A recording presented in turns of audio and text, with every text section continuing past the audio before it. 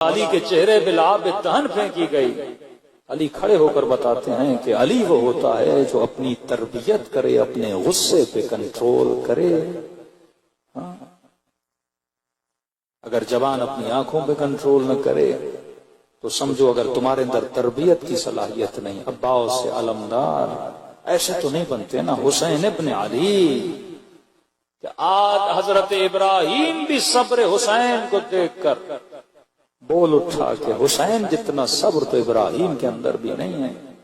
ایسے تو خدا کسی کو حجت خدا نہیں بناتا نا۔ عباس علمدار۔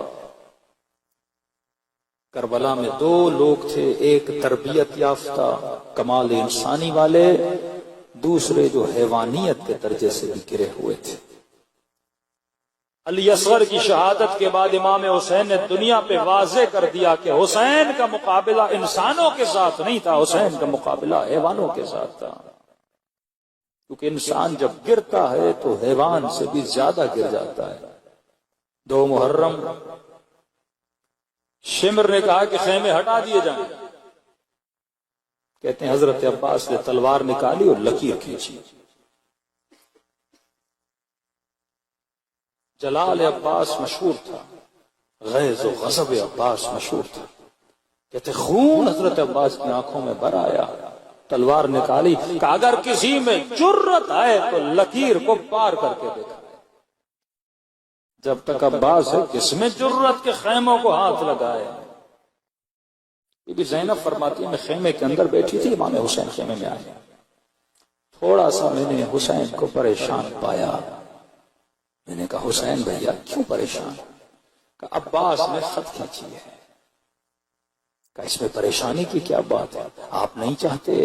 کہ میں چاہتا ہوں خیمے ہٹا دیے جائیں۔ کہ عباس فرما بردار ہے، تربیت یافتہ حسین ہے، آپ کو شک ہے کہ عباس خط نہیں مٹائیں گے؟ کہ نہیں بہن زینب شک نہیں ہے، لیکن میں اپنے شیر کا دل نہیں توڑنا چاہتا۔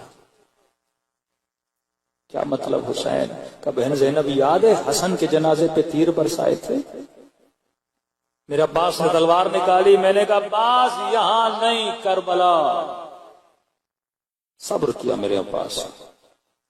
یاد ہے جب دربار میں مجھ سے بیعت لینے آیا اس نے بدتمیزی کر کے آواز بلند کی تھی، عباس جلال میں آئے تو کہا کہ حکم دے اس کے سر کو قلم کرو۔ میں نے کہا عباس یہاں نہیں کربلا۔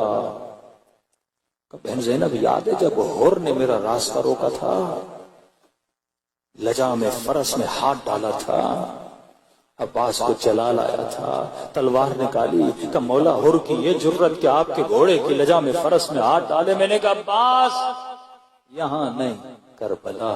کہا بہن زینب اب تو کربلا بھی آ گئی،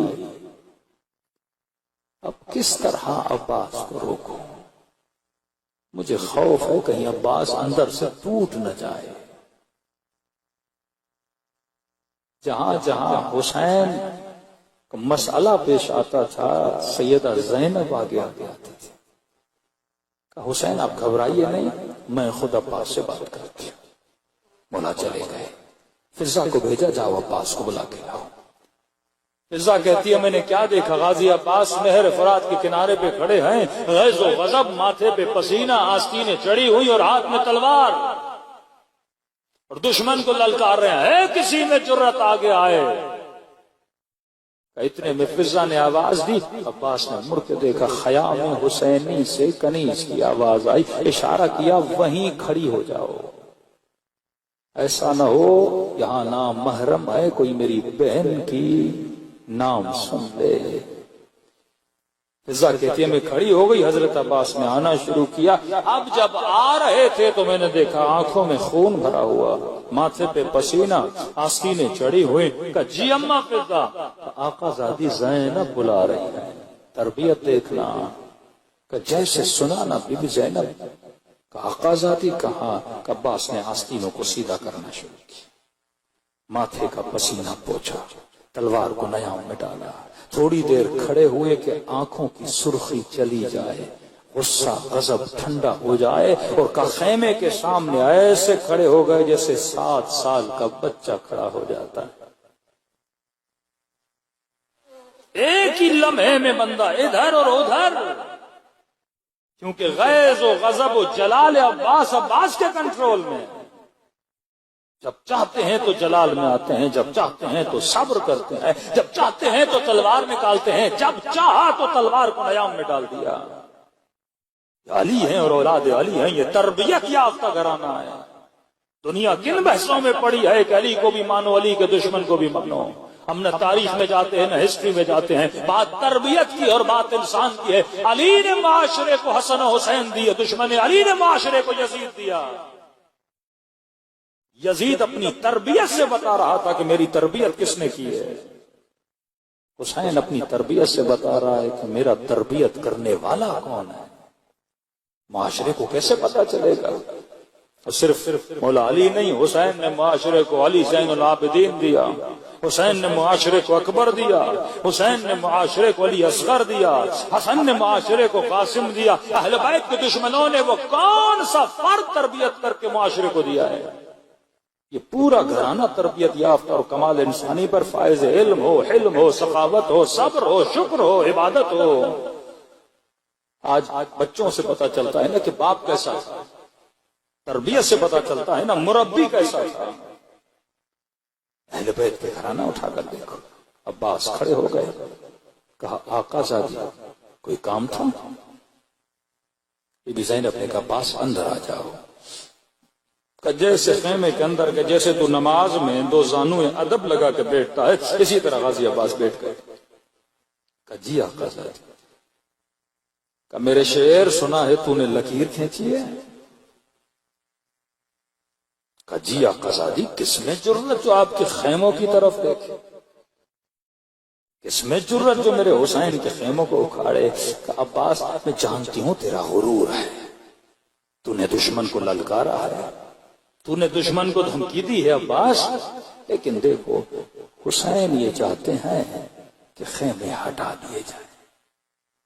میں سمجھتی ہوں عباس تیرا غرور ہے، تو خیمے میں بیٹھ جا، میں اکبر کو بھیج دیتی ہوں، میں اون و محمد و قاسم کو بھیجتی ہوں، وہ لکیر ہٹائیں گے، خیمے ہٹا دیں گے، نہ تجھے دشمن کا سامنا کرنا پڑے گا نہ ان کے تانے سننے پڑیں گے۔ عباس بات کو سمجھ رہے ہو؟ کہتے ہیں عباس علمدار کھڑے ہو گئے، فرمایا آقا زادی اکبر کیوں جائے گا جب حسین کو نہیں پسند، میں خود جا کے کھینچی ہوئی لکیر کو مٹا دوں گا۔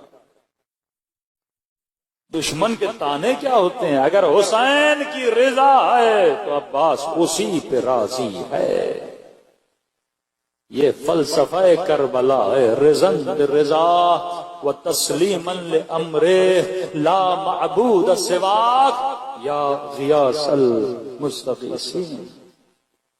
آج تو کس کو راضی کر رہا ہے؟ اگر زندگی میں ہر وہ کام کروں جس سے میرا امام راضی، میرا خدا راضی، پھر دیکھو خدا کون سا مقام عطا کرتا ہے۔